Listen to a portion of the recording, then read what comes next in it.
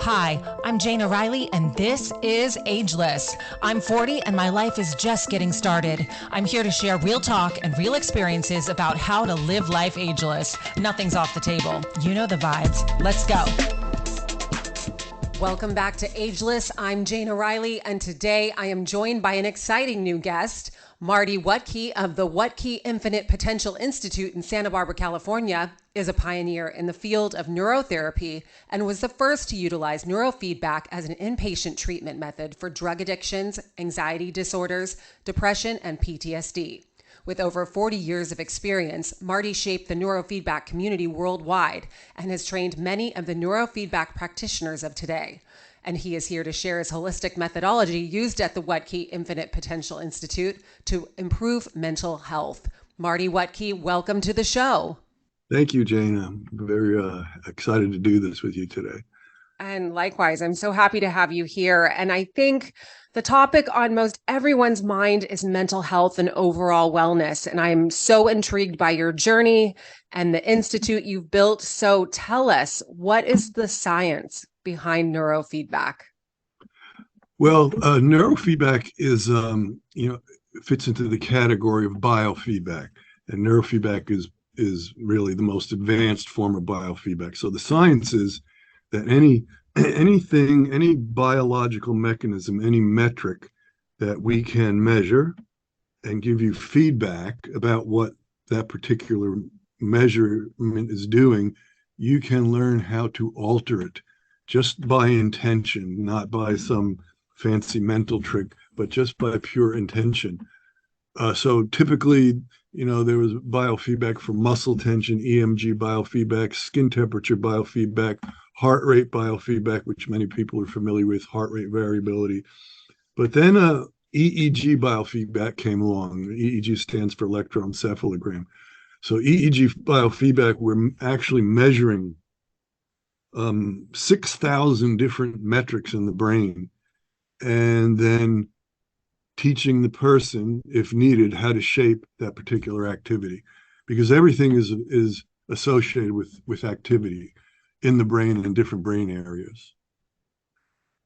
So it's well established. It's been around for a long time. What came to mind is just aiding in the relief of the post-pandemic anxiety and depression. How does neurofeedback work there? Like, how is that helpful? Sure. Well, just as you said, this is a real collective issue right now. We started recognizing this 2.5, 3 years ago. It's palpable. I actually first noticed it when I was coming down an escalator in the airport, and I looked out at the people in the masks, and you could just see the anxiety, the depression, the fear. Fear is mostly what it is. So what happens is, when we're in this sort of life-threatening situation, because that's what it is, and it's an unknown, or it was. I mean, obviously, it's getting better now. But what happens is different parts of the brain start to take over.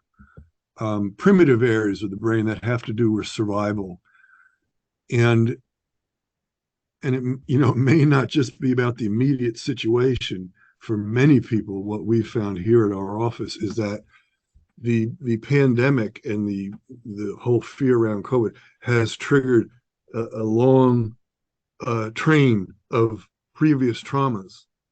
It's like a domino, and so you have this big explosion now. Some people are handling it well. Some people are not handling it well.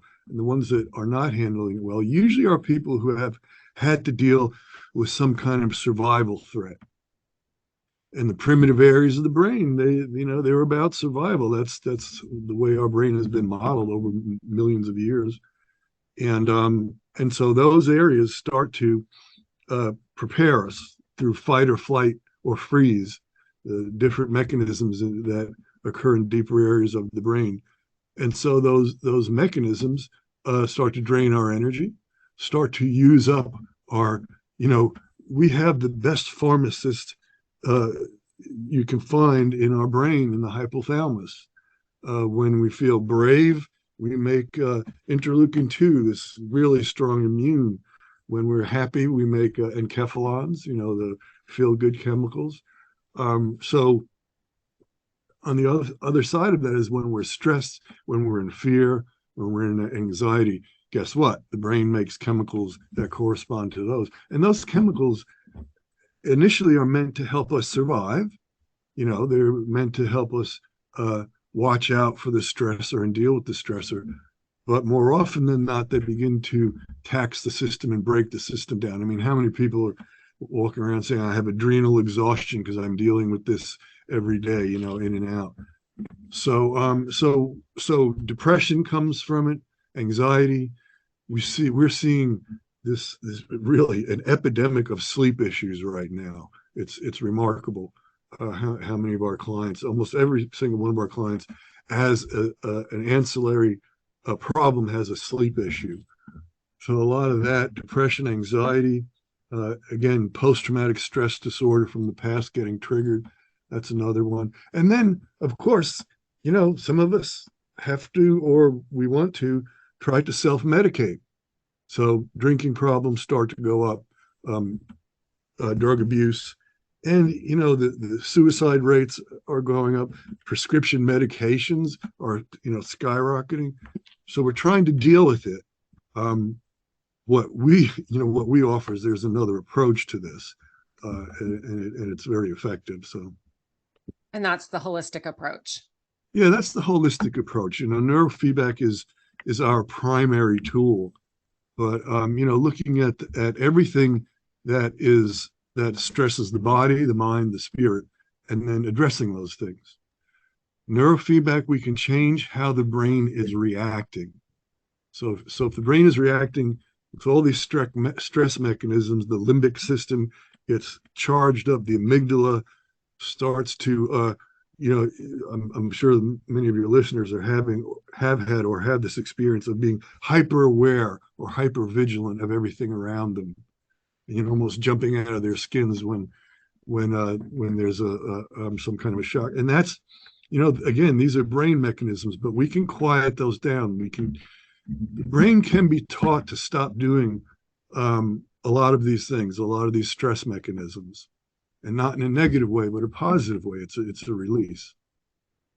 Well, I do have to say I've had a little bit of experience with neuro therapy, and that is when I had a concussion. I used to play soccer, and I went up to head a ball, and there was a girl that went up behind me, and she just went up slightly late. So when I came down, I took the blow of the header, and I just knew immediately I was done for. And so I actually did quite a bit of therapy. It was, I think, 12 weeks of neurotherapy, and it was really helpful. And I learned so much about the brain just through that process. And, like you were saying, fight or flight mode, I was able to work through that. And for weeks, my doctor even said to me, I'm really concerned about your results because you're not improving. And finally we tapped into the fact that I think better while doing something. So he put me on an exercise ball, or I'd stand and balance something while doing the therapy. And then I started having really good results. So it was quite a cool experience.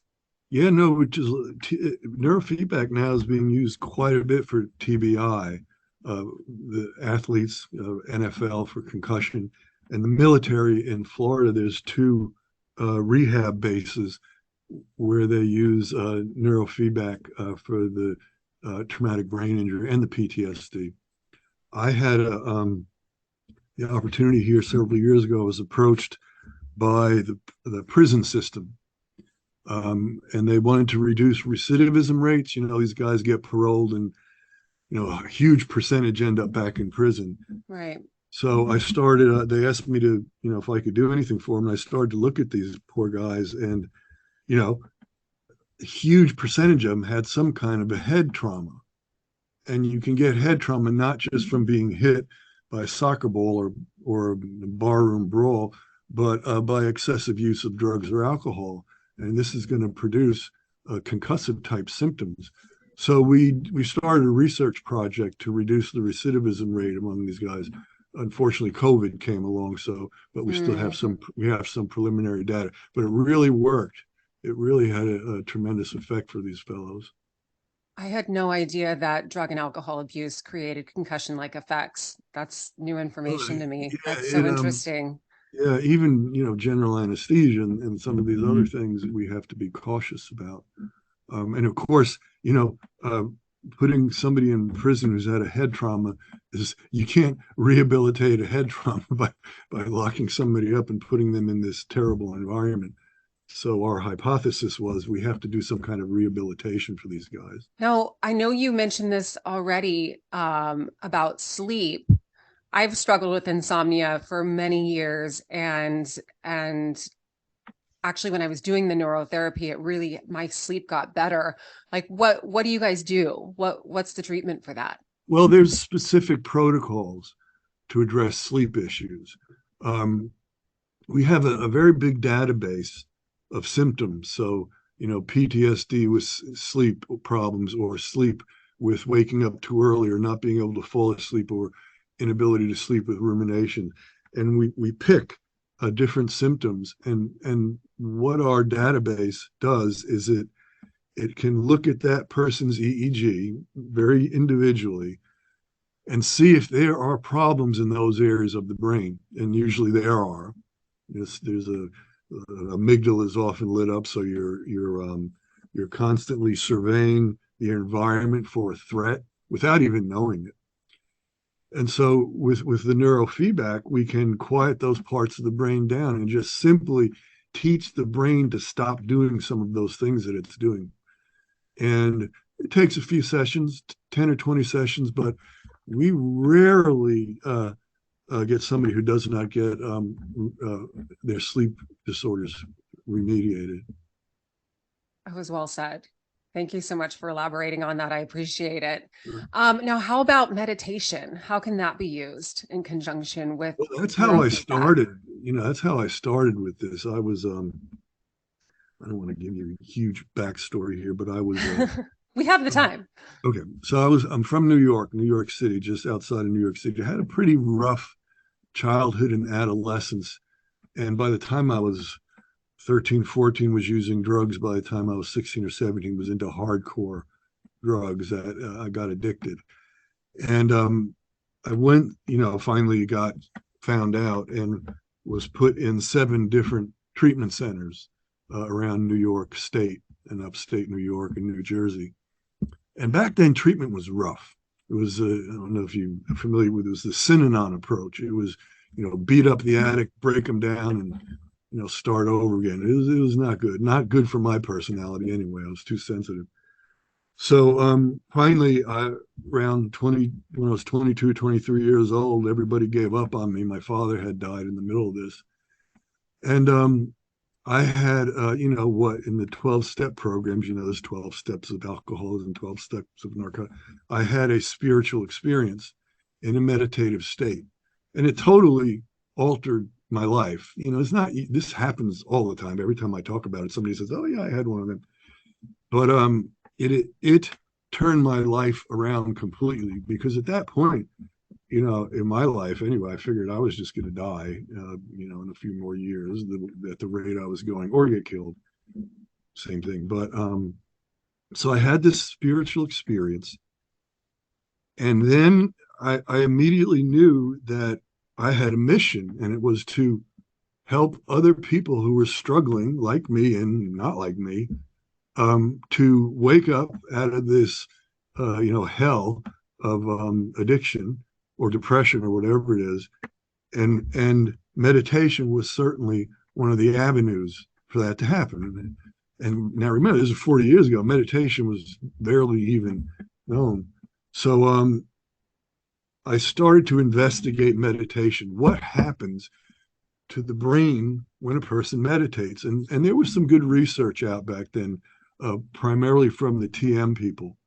And I went to live at a meditation retreat center way up in the mountains in North Georgia, and which wasn't exactly the place for meditation to be popular, in the mountains of North Georgia. This was deliverance country. I lived at a yoga retreat center. I had a spiritual teacher there, And sure enough, one day I walked into a local hospital treatment center. It was a psychiatric hospital, 35 bed, addiction, chemical dependency, traumatic brain injury, depression, anxiety, and eating disorders. And I started to teach meditation there. But then, we only had the patients there for 30 days. I realized that the way to accelerate this meditation process was to use something like brainwave biofeedback and start to aim these people's brains towards the appropriate changes and states. And lo and behold, what happened is that even though I was my essential aim was to help people wake up and sort of develop their spirituality. Well, their migraine headaches went away, their irritable bowel syndrome went away, their drug cravings went away, their anxiety went away, their depression went away. And I published very early on in my career, and it went exponential. Everybody started to say, "Oh, this is amazing stuff. We have to find out what this Wuttke guy is doing." And I did that for 12 years, and it was profound because I worked with a staff, medical directors, psychiatric psychologists, counselors, and nurses. And the goal of our treatment there was to either reduce or eliminate medication. And these were rough people. These were some hardcore people that we were dealing with. It was inpatient, wasn't lockup. So I got instant feedback from our staff. They had never seen this sort of thing before, and a huge amount of support from our medical director and psychiatrist. And that's what propelled me forward. Every day I saw it working. So I got on this mission oriented. I wanted to bring this to the world and to make it available. And then my son was born with a traumatic brain injury. So guess what? I had to Wow. I had to figure out what he needed, because there was, a lot of these kids are just throwaways. They give you a couple hours of physical therapy or sensory integration or occupational therapy. So I developed a whole program just for him, rounding everything out, not just neurofeedback, but a whole neurodevelopmental program. My ex-wife still runs it in Georgia. It's called Jacob's Ladder. It's quite a famous place, and remarkable results with kids with brain injury and autism and so on. Thank you so much. I'm like moved to tears almost, to be honest with you. I too have had the struggles with drugs and alcohol, and I'm in a 12-step program. And so just the fact that you shared your story with me just means the world to me. And I'm sure you've just touched the hearts of many. And just to see the journey that you went on to fulfill your life's mission, it can be done. And I'm just so blown away. And what you were able to do for your son is so moving. Yeah, he'll be 30 years old this May, and he's quite a fellow. His emotional intelligence is off the scale. He still has a lot of physical issues and physical problems, but everybody who meets him just falls in love with him and are in awe of him. He's quite a guy. School is named after him, Jacob's Ladder. That's beautiful. That truly is. Wow. Your son's a miracle. He is absolutely, and because of what we did for him, we've been able to touch thousands and thousands and thousands of families and kids from around the world. They actually come there and stay there and go through the treatment process. So does the same treatment process, do you use that for trauma? Neurofeedback, yes. We use neurofeedback when it's appropriate, and depending on the individual, use different types of body work. I think that can be tremendously effective depending upon the person and the trauma. My wife, you met earlier, Dr. Stella, uses a type of sound therapy using tuning forks. It's not the bowls, which are very popular, but tuning forks, which is a whole up and coming science. And she's a neuroscientist, so she understands this better than I do. But that can also be very effective for removing trauma from the body. Because, Bessel van der Kolk, you're probably familiar with, he wrote the book, The Body Keeps the Score. Well, you can't say it any better than that. If you have trauma, your body's keeping score. It's not just saying, oh, we can let that go. We'll let that one go. No, it doesn't work. Even now, we know there's ancestral trauma. What happened to your grandma and grandpa and great grandfather? All that goes into our DNA. So, many of us have hidden sources of the trauma. So we work with everybody individually, depending upon the person, and some people can't handle, I'm sure you've seen, can't handle body work. Some people can't even go lay down in a yoga session without having a panic attack. And we know what to do for those people. I mean, some of the prisoners I worked with, you did not want to tell them to close their eyes and quiet their mind. You may have a riot in the room. Right. So you have to do things like moving meditations, different types of coping tools, and so on. So yeah, for PTSD, there's many, many different tools. But again, I was saying earlier, neurofeedback is the primary, because we can get to those brain networks and brain circuits that are overreacting, over responding, and teach them literally how to quiet down. And I think that's what it's all about, is finding that present moment and forgetting the past and forgetting the illusion of the future, and just quieting the mind and just allowing for that spiritual experience to happen, as you were explaining, just by staying in the present. In present, be still. Be still. It sounds so simple, but that's the absolute fact. If you can be present, if you can be still, your inner self will reveal itself to you. And that's what heals us. Nothing out here, nothing out here. It's all internal. It's all internal. And the internal will dictate the external. Exactly. It will manifest on the outside. Absolutely. Well, thank you so much for everything you've shared with us today. I'm so grateful for all your wisdom and your story and your journey and all the value you've brought to my podcast today. I'd love to be here. Thank you for inviting me. Absolutely. Now, where can we find you online? Oh, okay. Our website is Wuttke, the last name, Wuttke, and then the IPI, P as in Paul, I.com. IPI stands for Infinite Potential Institute.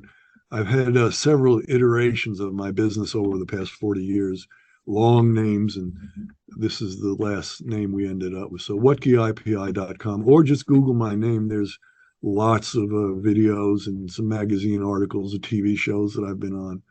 I've been on CNN. That's all out there somewhere. Perfect. Well, we'll definitely put that in the show notes. So anyone listening, please go to the show notes and you'll be able to access all that information. Okay. Again, thank you so much for coming on the Ageless podcast today, Marty. I really have enjoyed this interview. Thank you for having me. It's my pleasure. Thank you for joining me for another episode of Ageless. Don't forget to rate and subscribe. Tune in next week for a new episode.